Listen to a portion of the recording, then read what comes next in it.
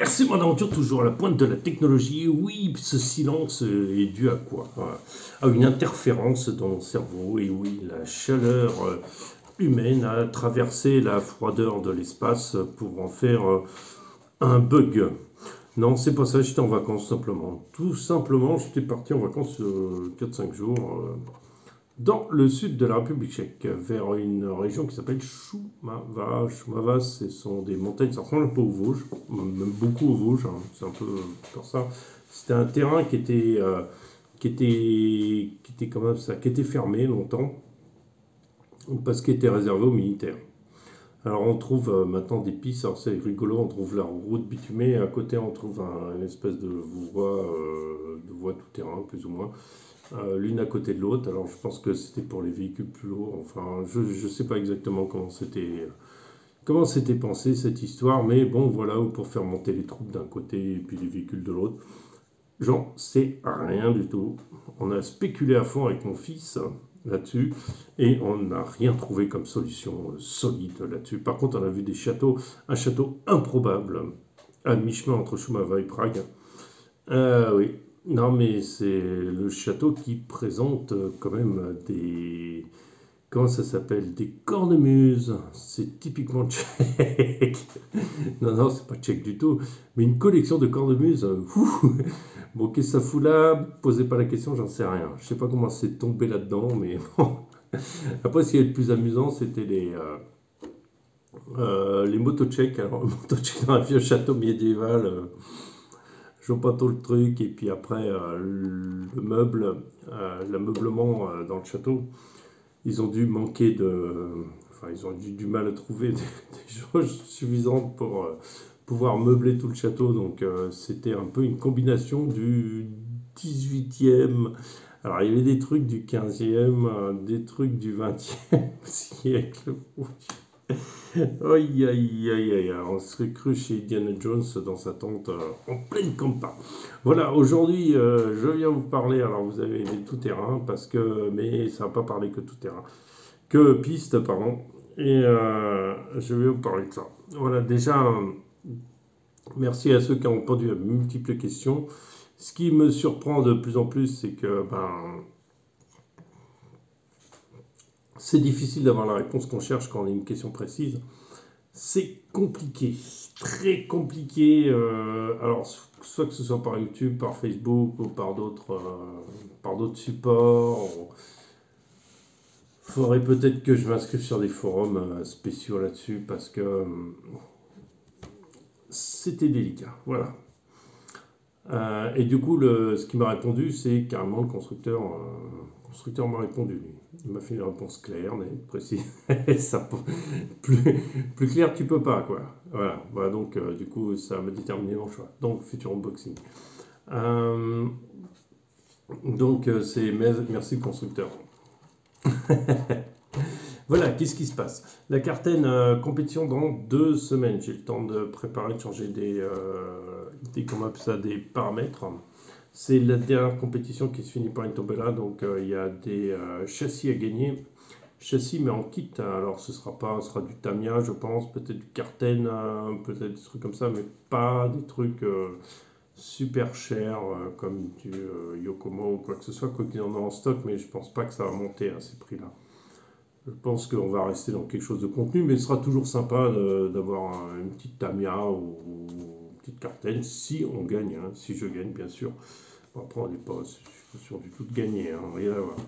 Pour ça, il faut avoir fait au moins 5 compétitions, voilà. Donc, c'est pas pour ça que je parlouille aujourd'hui.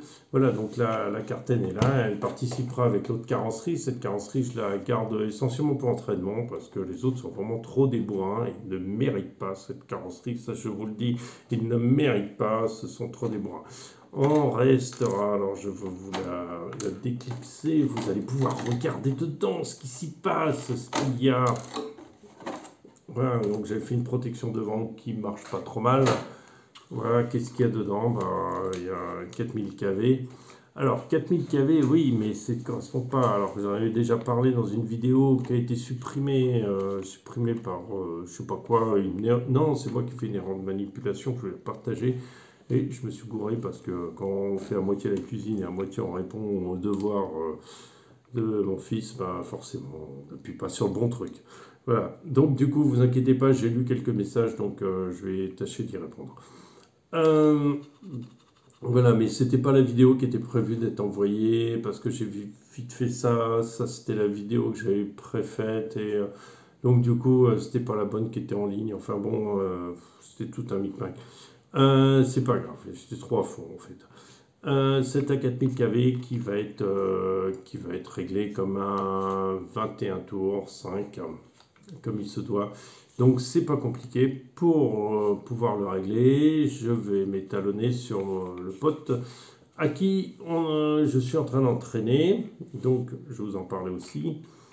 Et lui, il a acheté un 21 tours 5 de chez Hobby-Wing, je crois. Voilà. Alors, ça coûte une blinde, hein, ces moteurs compétition. Je lui dis achète pas un 21 tours 5 parce que l'année prochaine tu voudras forcément quitter ce groupe qui est absolument horrible parce que c'est du stop car et tu voudras acheter un 17 tours 5. Mais enfin bon, après je lui dis écoute, moi si tu veux je te rachèterai un 21 tours 5 pour mon fils peut-être parce que je passe mon temps à bousiller les petits moteurs Brochade. Donc ça voilà. Donc ça, il n'y a rien de spécial, c'est un Robitronic 4000 kV, on a un moteur, voilà, il n'y a rien avec tout d'origine, sauf que j'ai mis les barres anti-roulis, voilà, et les réglages sont un peu perso, quoi, l'huile plus dure à l'avant pour être un peu sous verreur, du coup j'ai mis du pincement, j'ai remonté un petit peu l'arrière pour stabiliser un peu l'arrière, et puis du coup on arrive à ce que la voiture aille en ligne droite à 60 km/h, ce qui me suffit largement. De toute façon, pour la piste, 100 bornes km/h, vous y arrivez sur 3 mètres. Voilà, on va parler de ça maintenant. Alors du coup, moi j'étais parti sur l'idée, parce que mon fils va concurrer avec TT02. Donc moi j'ai une grande idée, c'était, je me suis dit, bah c'est la dernière, à la limite, je m'en fiche. De toute façon, je ne serai pas bien classé donc, sur l'ensemble du truc. En plus, j'ai fait une erreur dans mes inscriptions, je ne sais pas si ça va se voir ou pas. Comme ça, en tchèque, bah, je me suis un peu gouré entre nom et prénom. Alors, je me suis inscrit une fois le nom à la place du prénom, le prénom à la place du nom. Donc, ce qui fait que j'ai la moitié des courses qui sont inscrits sur mon prénom, nom, et l'autre sur nom, prénom. Voilà. complètement, complètement idiot, mais bon, du coup, c'est toujours, je fais toujours ça un peu à la 20 minutes. Quand je sais que je vais pouvoir le faire, et je suis tellement content de le faire que je fais... Puis bon, après, on s'en fout, mais alors... Donc on est inscrit, mon fils, moi et le pote là, on est inscrit sur la compétition, donc on va tous les trois être en mode hobby, donc les plus lents. Qu'est-ce qu'il y a là-dessus? Alors, qu'est-ce qu'il y a là-dessus? Je vais vous parler d'un truc qui est intéressant. Alors déjà, j'enlève les lampes et tout ça qui ne brille pas le jour parce qu'on voit rien. Alors, qu'est-ce qu'il y a dessus? Eh ben ouais, qu'est-ce qu'on retrouve là? Le Titan 21 tours. Et d'où il sort celui-là? Et d'où il sort celui-là? Eh ben ouais, vous savez d'où il sort? Ben, vous le savez très bien. C'est celui que vous trouvez sur le TRS4 Sport. Et je ne sais pas si vous l'avez aussi, pas sur le TRS4 tout simplement, hein, je n'ai pas regardé. Alors c'est un moteur qui est sur les Revo, qui est sur plein de trucs en fait. On retrouve partout, sur plein d'engins compatibles entre crawler mais tout terrain, voilà. Je viens de faire un essai parce que ça fait longtemps que je veux l'essayer sur piste, voir ce que ça donne. J'ai fait un essai juste chez moi, vu la puissance du truc, ça me plaît déjà. C'est un truc pour le drift, ça doit être waouh. Quoi, ça développe du chouchou, quoi. Ça développe beaucoup. Ça me plaît l'idée. Je vais faire un essai avec les grandes roues, déjà de vitesse. Si c'est très rapide, je change les petites roues. Si j'ai assez de vitesse et que j'arrive à régler tout pour qu'elle aille bien droit, parce qu'il y a un jeu de mort là-dedans, ce qui fait qu'elle va pas bien droit du tout, et en compétition ça pose un gros problème, je vais comment on appelle ça? Bah, si elle va à plus de 40, 45, c'est possible, parce que vu la violence de l'engin que j'ai eu chez moi, donc ça peut aller très vite. Je vais mettre les petits trous et les petits trous, on sera peut-être à 27-30. J'ai fait un essai avec un autre moteur, un 540, ce que j'utilisais là-dedans, le 27 tours, bon, il est pété quoi. Donc ça, c'est pas mal, c'est rigolo, mais j'ai que 27 km/h avec j'ai 25 dents, mais j'ai la couronne d'origine. Il faut Matercé m'a bien expliqué qu'il fallait de toute façon changer le moteur d'origine, le rapport de transmission d'origine, parce que voilà, parce que c'est vraiment lent. C'est pas lent, c'est pas lent, mais c'est autour des 22-25 km/h.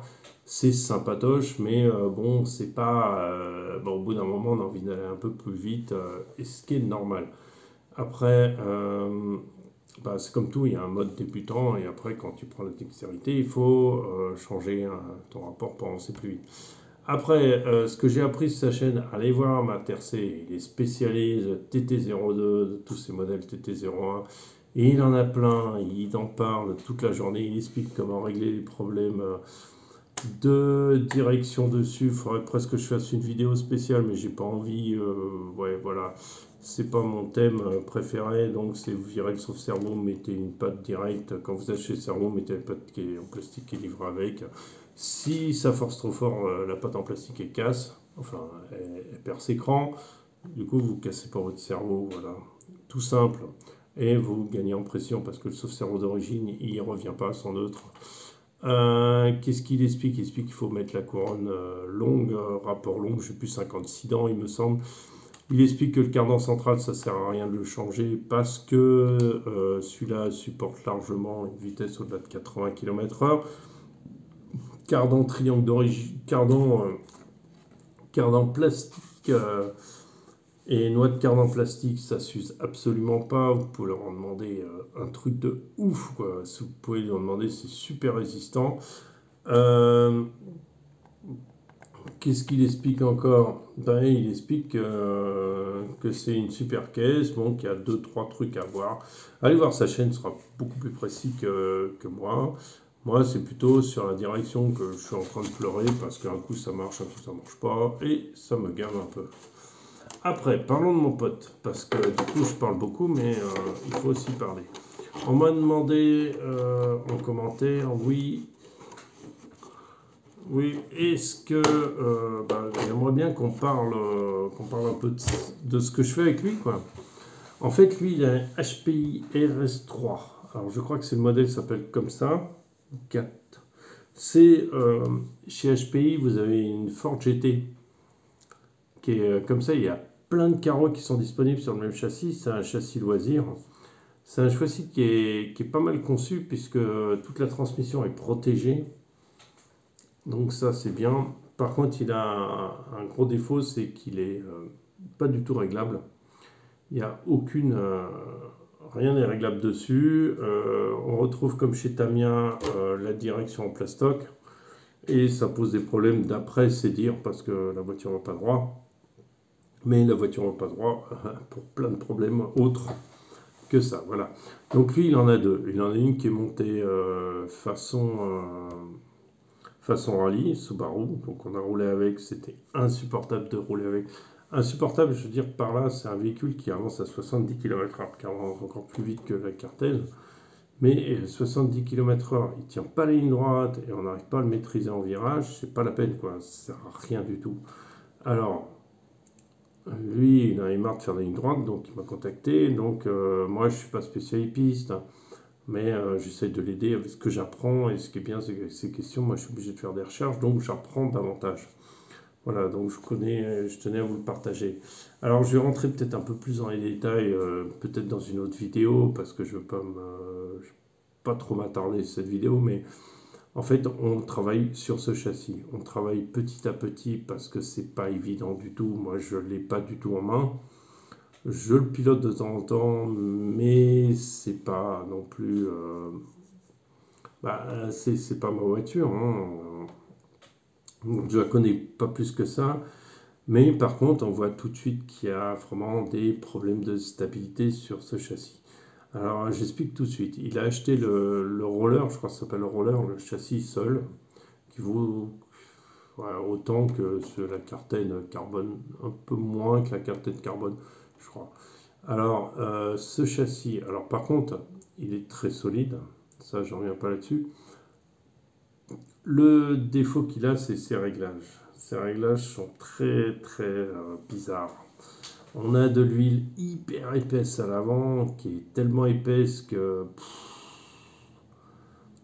ben, je sais pas, c'est fait pour rouler sur un terrain hyper lisse, j'en sais rien, avec des pneus qui suraccrochent. Donc on a travaillé ça, on a travaillé aussi les huiles arrière, on a travaillé, alors il n'y a pas de barre anti-roulis, donc on a gardé quand même un peu de dureté à l'arrière. Après, qu'est-ce qu'il y a encore? Il y a surtout le problème, c'est le contrôle. C'est-à-dire qu'il faut que votre véhicule, pour qu'il soit contrôlable, il faut qu'il soit doux, doux, précis, qu'il soit agréable, précis. Et on y arrive progressivement. Alors comment on y arrive? C'est déjà, la première chose que j'ai fait, c'est commencer par régler sa télécommande. Ça a été vraiment la première chose. Régler la télécommande, mettre de l'exponentiel partout, du moins 40 partout, pour que le moteur soit pas trop vif, pour que la direction soit pas trop vive, pour que tout est comme ça. C'est un modèle qui est livré avec un 4000 kV, donc c'est hyper violent. Il faut avoir de l'habitude, c'est ça, c'est pas le truc à avoir, ou une piste très très large. Et c'est pas pour l'indoor, c'est pas pratique du tout. Après, ce qu'on peut voir dans son véhicule, c'est surtout la précision au niveau de la gâchette, la récupération et tout ça, rester bien au centre et tout. Alors ça, on y arrive. On a fait beaucoup, beaucoup d'exercices. Alors il y a beaucoup de pilotage parce que lui est débutant. Donc on fait, dès qu'on peut se retrouver, alors lui le problème c'est qu'il est de l'autre bout de Prague. Hein. Donc dès qu'on peut se retrouver à un moment ou à un autre, on essaye de faire des techniques. Et pour ça, je mets au point des circuits. On utilise des plots, vous voyez les caméras embarquées, généralement c'est ça. Et on travaille là-dessus. Alors lui avance pas vite, forcément, ben, il faut qu'il s'habitue, mais il a fait d'énormes progrès, la voiture avance bien. Ce qu'il y a, c'est que, ce que je peux dire, c'est que pour qu'elle soit pas réglable, ça peut ne pas être un problème, mais à un moment, ça va être un problème. Voilà, c'est que si on peut pas régler les chasses, si on peut pas régler ouverture, fermeture, tout ça, c'est bien au début, mais après, au bout d'un moment, faut pouvoir les régler parce qu'on a des préférences et selon les terrains, bah, faut adapter. Après, ce qu'il faut aussi, c'est impérativement, c'est l'appui. L'appui, je ramène celle-là parce qu'elle est vraiment adaptée pour. Alors, la carrosserie est juste posée, hein, parce que voilà, c'est votre appui aérodynamique. Ça, on a travaillé dessus. Il a acheté une carrosserie qui donne de l'appui. Et ça, c'est super important. Votre appui, c'est la partie avant, déjà, qui prend l'air, qui fait un appui. Premier aileron, c'est ici, hein, c'est ici, qui n'est pas un aileron fort. Après, il y a un guidage de l'air. Sur Wolverine, vous le voyez, guidage de l'air tout au long de la carrosserie pour ramener l'air derrière. Tout ça sans créer de vortex, ça lisse, ça glisse et tout va bien. Et après, pour finir, dans le spoiler arrière. Compétition, le spoiler arrière ne peut pas être plus haut que la carrosserie. Il me semble que moi, ce n'est pas le cas. Peut-être que comme vous la regardez, mais si je ne suis pas tout tombé, il ne me semble pas que ce soit le cas. Sur cette carrosserie, de toute façon, je ne roule pas avec cette carrosserie en compétition. Sinon, il faudra couper un peu en hauteur. Important le spoiler. Alors il y a des techniques de l'avancée reculée, ça a une incidence. Le spoiler vous stabilise l'engin en ligne droite et vous stabilise en virage. C'est super important. Un super appui. Alors lui a acheté la même carrosserie moto que moi et il est en train de faire des essais parce qu'il vient de la recevoir. Et il voit tout de suite la différence avec le... Comment on appelle ça? Il voit la différence avec une autre carrosserie ou celle-là. Déjà, on a pris sa Ford GT 1982 ou je sais pas quoi. On a mis un aileron transparent dessus pour stabiliser, mais ça ne suffit pas. Enfin, c'est bien, mais ça ne suffit pas trop. Enfin, voilà. Donc, il a pris suffisamment confiance en lui. Il va venir faire la compétition avec nous, puisque mon fils sera là aussi. Voilà. Donc, ce que je voulais dire, c'est qu'en piste, et il y a une chose qui est super importante en piste auquel on ne pense pas, forcément, c'est le contrôle. Le contrôle vient, alors lui, une Skyfly EX5, je crois que ça s'appelle comme ça, ou FX5, je crois. C'est la 6 voies qui est souvent très très utilisée parce que chez Apshima, elle existe aussi, CR6, je crois. Et on est très utilisé cette.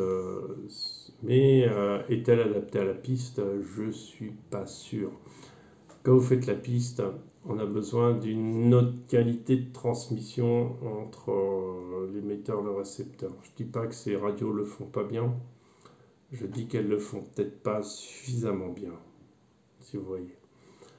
Je ne suis pas chez Futaba à cause de ça. Alors Futaba, il y a Sanwa, qui sont vraiment les deux leaders dans le marché. Il y a Kao Propos, mais c'est plus difficile à trouver, qui sont vraiment des marques hyper... qui sont vraiment très reconnus dans ce domaine-là, en fait. Et il y a une communication hyper précise. Et je le vois, j'ai bien un meilleur contrôle depuis que j'ai cette télécommande. Ça change tout. Ça change tout. Et en piste, on a besoin de cette précision. C'est pas comme du tout-terrain, où ça glisse de l'avant, de l'arrière. Là, on a besoin de finesse et de passer au scalpel. Je dis pas qu'on y arrive, hein. Voilà, donc ça, la radio, très très important.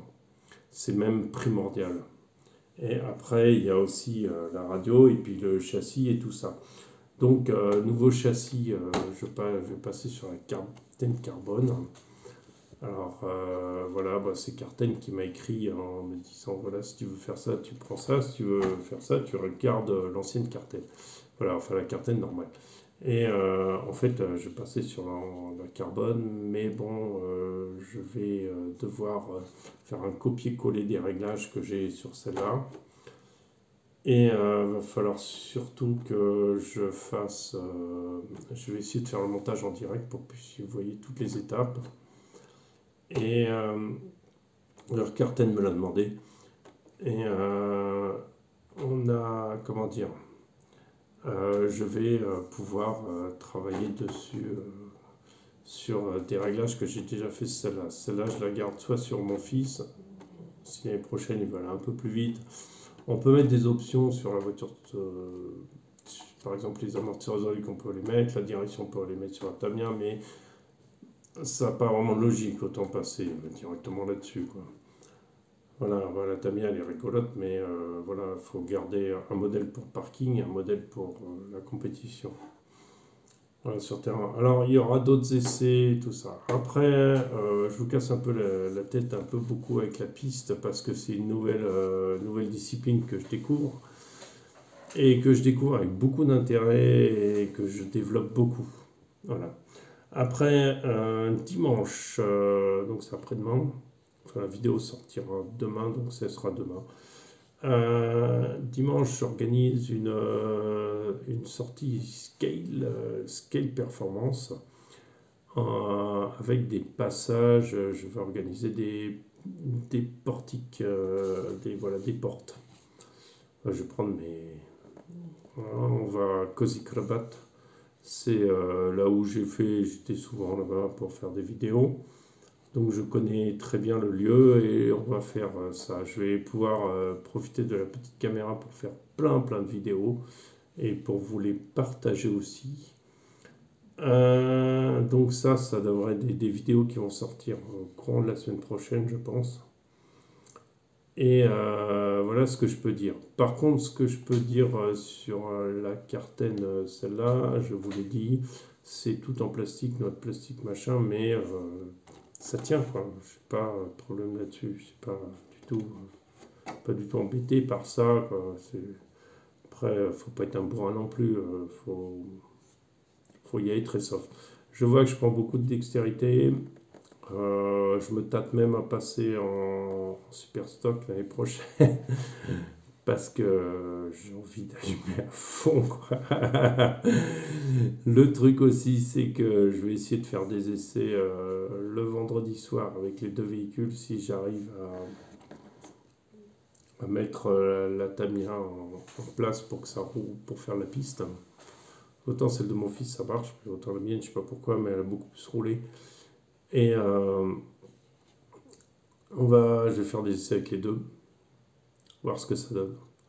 Et voir celle-là avec le 4000 kV complètement libéré pour voir la différence. Je pense que ce sera beaucoup plus intéressant à piloter et beaucoup plus marrant.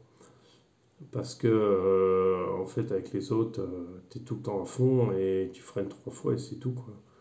Tu fais tout à la centrifuge. Donc, je veux bien passer sur un truc un peu plus violent et je me fais plaisir pour ça, quoi. Voilà, donc plein de choses en perspective, plein de choses à voir, plein de choses. Cet été, je réfléchis pourquoi pas faire un petit week-end avec les abonnés ici, les Français, que vous veniez, petit week-end prolongé pour, alors pas le 14 juillet parce que moi j'y compte pas, mais un petit week-end prolongé, ouais, pour vous veniez. Alors je peux vous aider à trouver un hébergement, c'est pas un problème. Pour un aéroport, machin truc, si vous n'êtes pas beaucoup, je peux venir vous chercher, c'est pas un souci. Et après, je vous fais peut-être un tour de tous les meilleurs sites de Prague. Voilà, parce que je pense pas qu'on va aller en France cet été encore, malgré qu'il y en ait plein qui m'attendent là en Alsace, je pense surtout. Et, mais si de toute façon je pars en Alsace, je pense que je ferai coucou largement à tout le monde. Et j'essaierai de faire un truc avec Mani aussi, parce que tant qu'à faire, pourquoi pas. Après, je réfléchis à ça, c'est compliqué à organiser, mais il y a quelque chose qu'on peut faire.